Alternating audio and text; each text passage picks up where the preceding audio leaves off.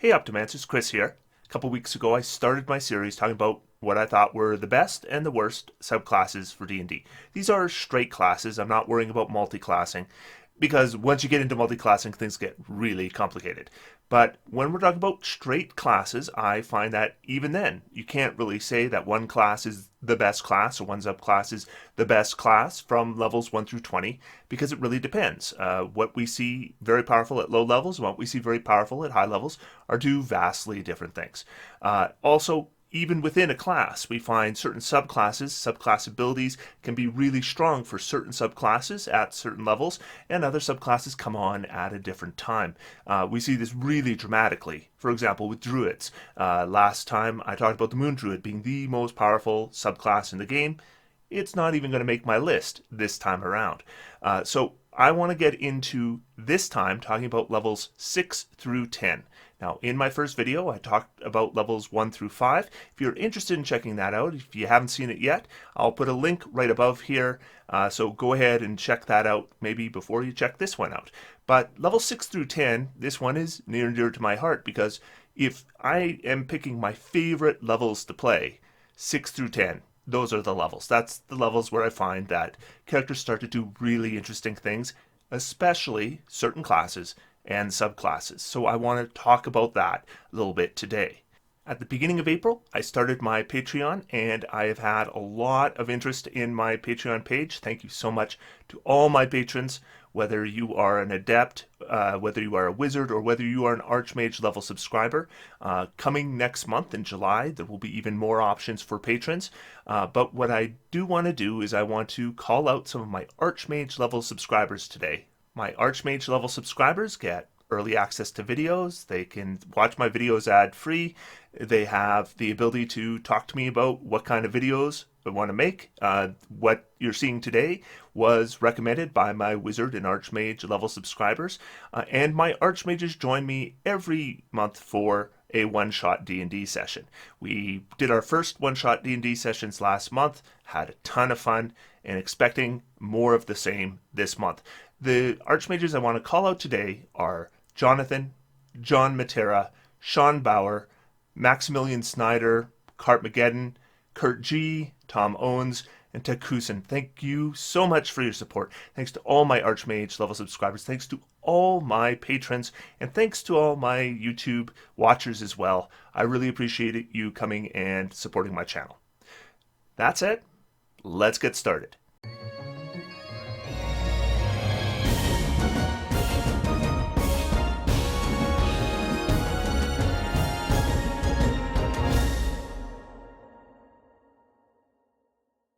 So I want to start talking about the worst. What are the worst classes? What are the worst subclasses from levels 6 through 10? This is the point where we see a lot of classes and subclasses really take off, but not all of them.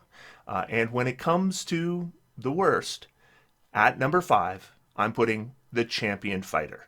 Now, the Fighter in itself isn't a bad class from 6 to 10, but that's really not the greatest levels for Fighter. Because one of the advantages of playing a Fighter over other kind of martial class is eventually you're going to get 3 attacks or 4 attacks, but not at level 6 through 10. At level 6 through 10, you have the same number of attacks as Paladins do, as Rangers do, but you don't get the spells. You get the same number of attacks that Barbarians do, but you don't get Rage, you don't get Reckless Attack. But some fighters get some really interesting abilities at these levels. Champion Fighter, not so much. What we're going to see from them is that they're going to get bonuses on certain ability checks if they're not proficient.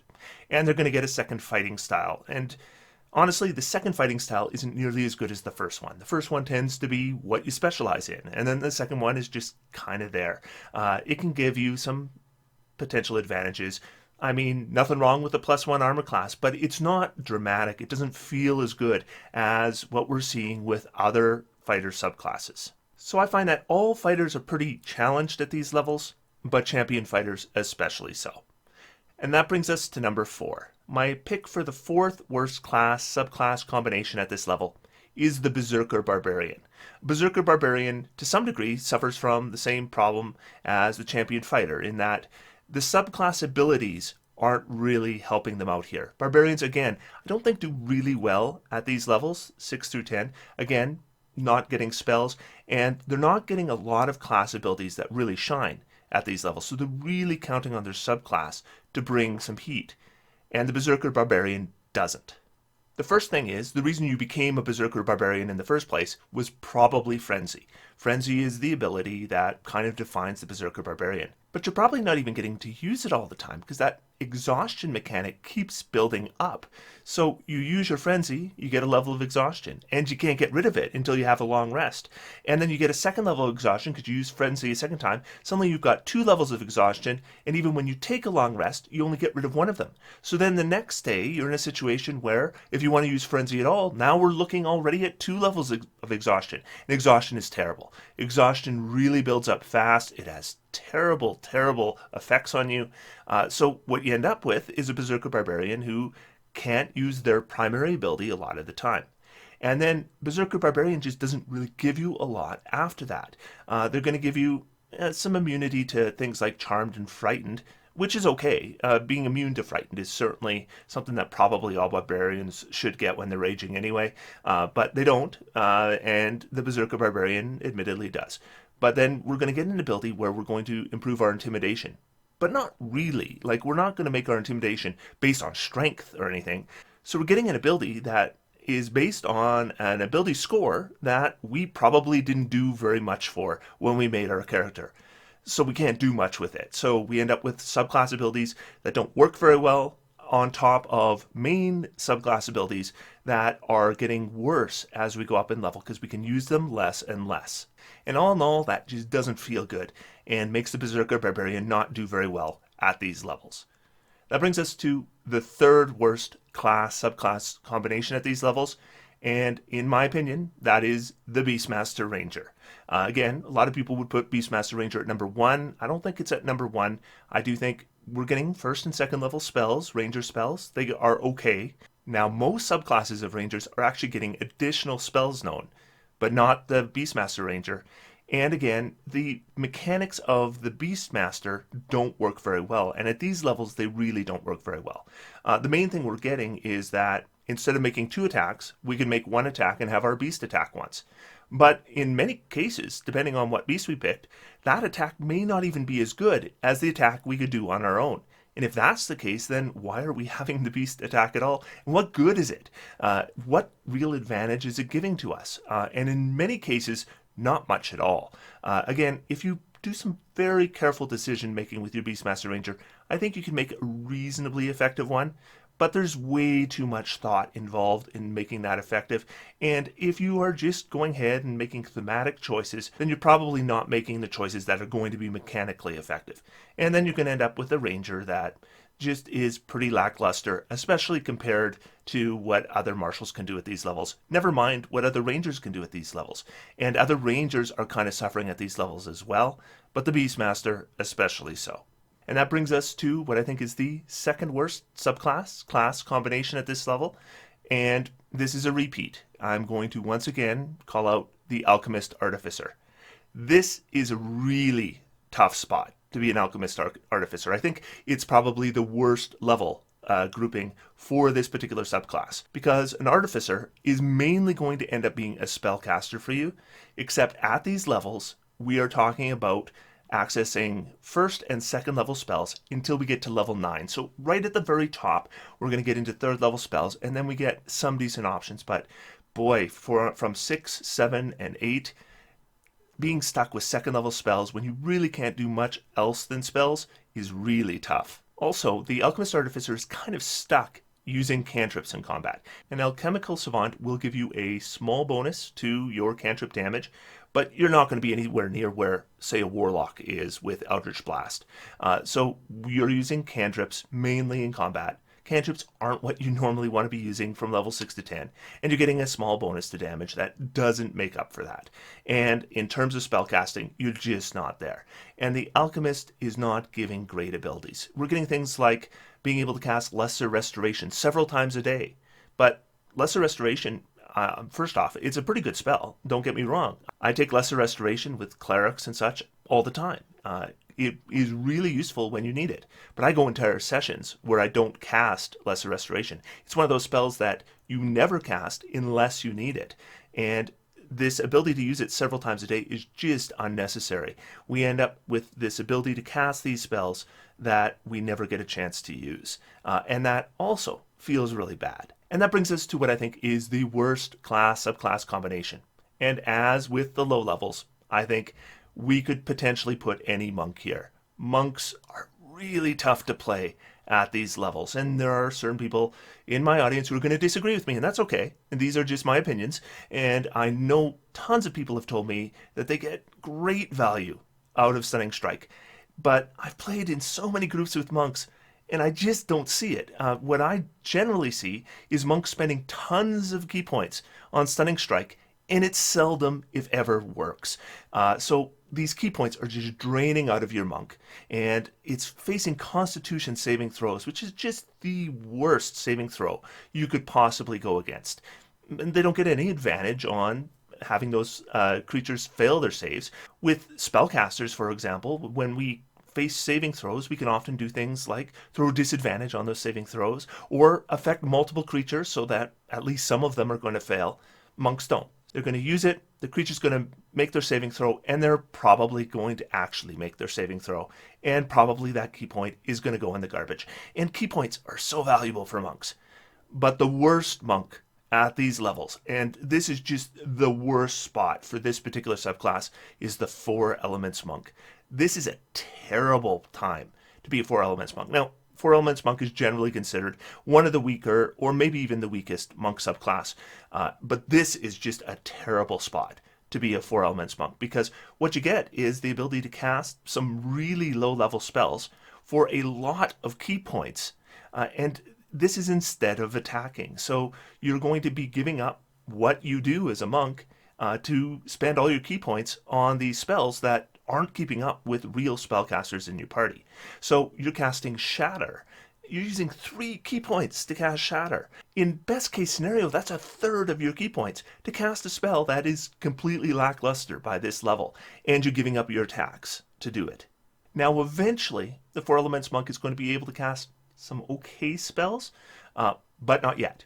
At level 6 through 10, anything they can cast is not where it should be for this level. So their subclass abilities are really letting them down with a class that's really letting them down. And I do think that makes them the worst of the monks at this level. And I think monks in general are really suffering at these levels. So that's enough of our weakest classes and subclasses. Let's talk about the best ones. And first thing I want to do is I want to give an honorable mention, because there was one subclass that just about made the list.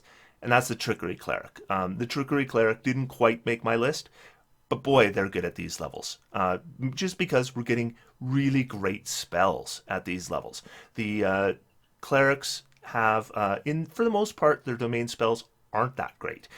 They give additional versatility, and that's always lovely to have. But the Trickery Cleric gets great spells on their domain spell list, especially around these levels. This is where things like Polymorph are going to come into play. And that's just fantastic for a cleric to have.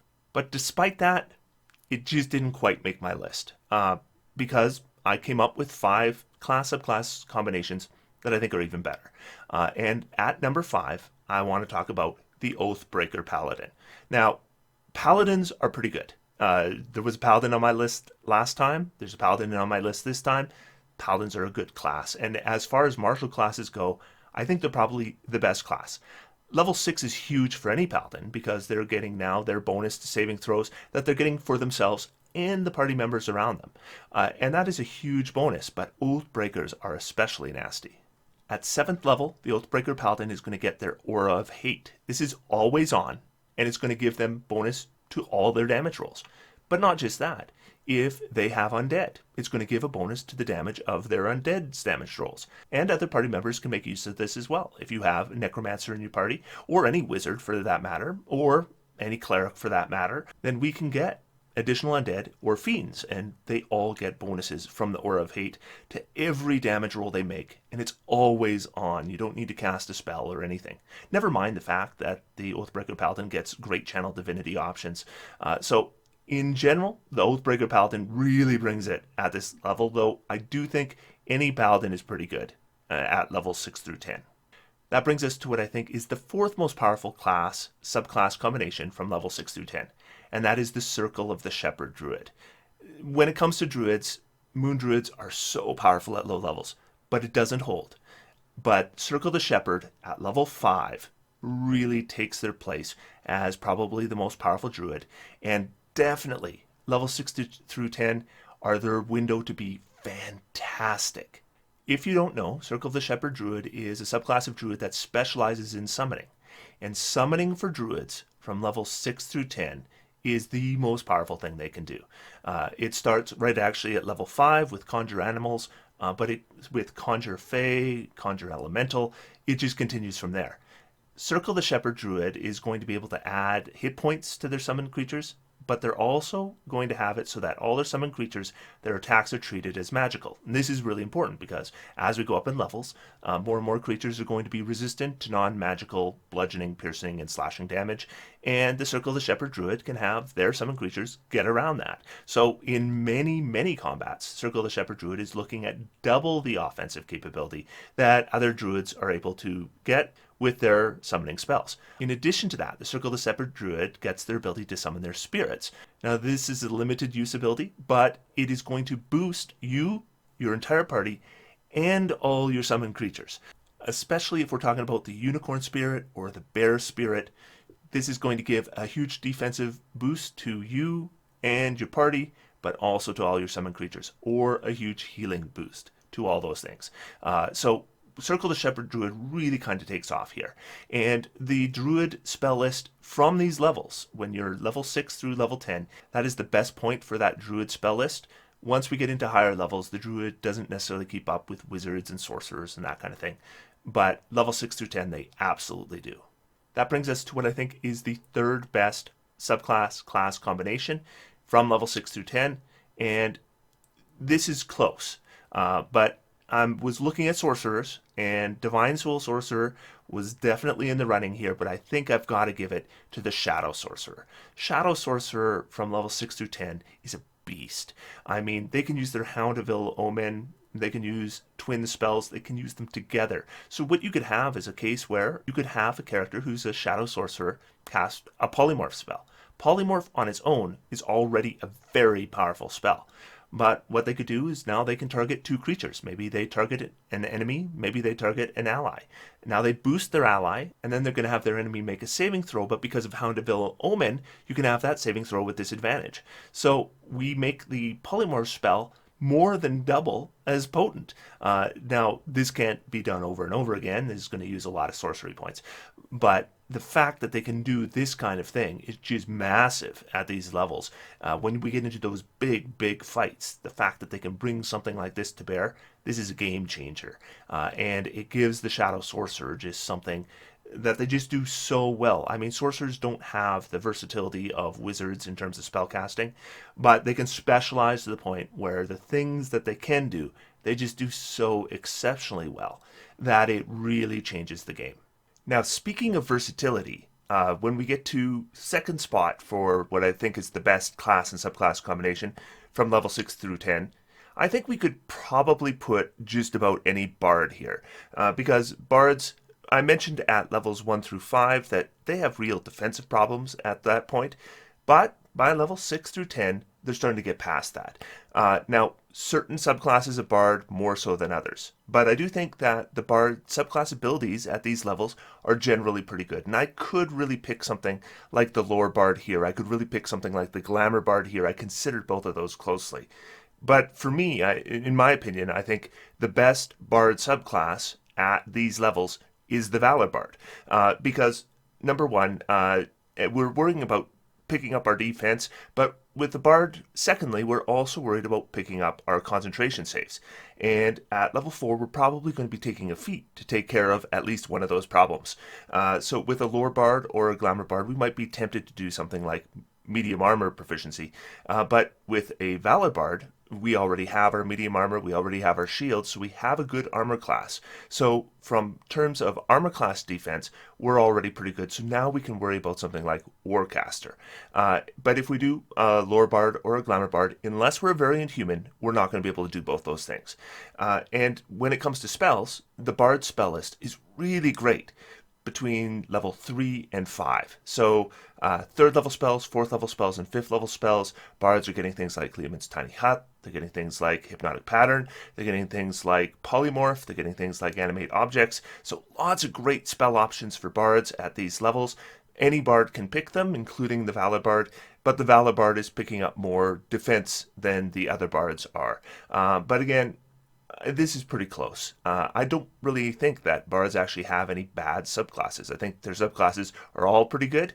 I just think that at these levels in particular, and I think this changes once we get maybe past 8th level, because once we get to 8th level, then all the bards are going to be able to boost their armor class and their concentration saves. But level 6 and 7 for sure, I think the Valor Bard has an edge over the other bards, and that's why I'm going to pick it as my second selection at these levels. And surprise, surprise, the wizards are number 1. And we could pick a lot of different wizards here, and it's pretty close. I mean, War Mage wizards do so well at these levels. Diviner wizards so well at these levels, Abjurers, and I could go on, Blade Singers, they're all really good because those level 6 through 10, just in terms of spell casting for a wizard, outdo any other class in the game. In addition, we've got subclasses that are offering great abilities, but there is a new subclass that gets an ability at level 10 that is so good, I have to give them the number 1 spot, and that's the Cronurgy Wizard. Now, I've spent years and years on optimizing wizards. I've gone into it in incredible detail for myself and on this channel. But one thing I know is from those studies that as a DM, I'm just never going to give a party with a wizard a ring of spell storing. It's a bad idea. There's too much you can do with it. But with the Cronurgy Wizard, it's built in. At level 10, the Cronurgy Wizard is going to be able to throw Leomund's Tiny Hut in combat as a 1-action casting. That is totally broken. This is a spell that absolutely cannot allow any enemies within it. You can see out of it. You can shoot arrows out of it.